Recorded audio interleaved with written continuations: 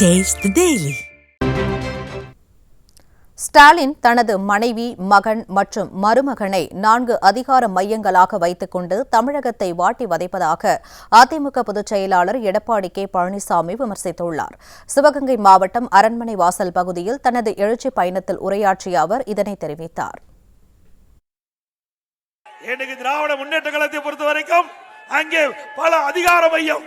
திரு ஸ்டாலின் ஒரு பக்கம், அவருடைய மகன் ஒரு பக்கம், அவருடைய மருமகன் ஒரு பக்கம், திரு ஸ்டாலினுடைய மனைவி ஒரு பக்கம், இப்படி 4 அதிகார மையங்களை வைத்து இன்றைக்கு தமிழகத்தை வாட்டி வதைக்கின்ற அரசு இன்றைக்கு ஸ்டாலின் மாடல் அரசு என்பதை நீங்கள் எண்ணி பார்க்க வேண்டும்.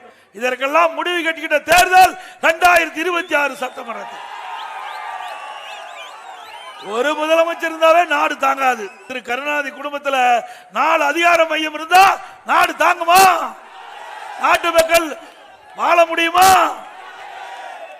இன்றைக்கு வாரிசு அரசியல், குடும்ப ஆட்சி, மன்னர் ஆட்சி திரு கருணாநிதி குடும்பத்தில் நடந்துகிட்டு இருக்குது. அது முடிகின்ற தேர்தல் 2026 தேர்தல். வாரிசு அரசியல் தேவையா? திரு கருணாநிதி, அதுக்கு பிறகு ஸ்டாலின், அதுக்கு பிறகு உதயநிதி, அப்புறம் இன்பநிதி, இவர் தான் வரணுமா? இங்க இருக்கிற ராமசுப்பெல்லாம் வந்தா ஏத்துக்க மாட்டீங்களா? இது ஜனநாயக நாடு. இந்த ஜனநாயக நாட்டில் ஒரு குடும்பத்திற்கு வாரிசு அரசியல் கூடாது.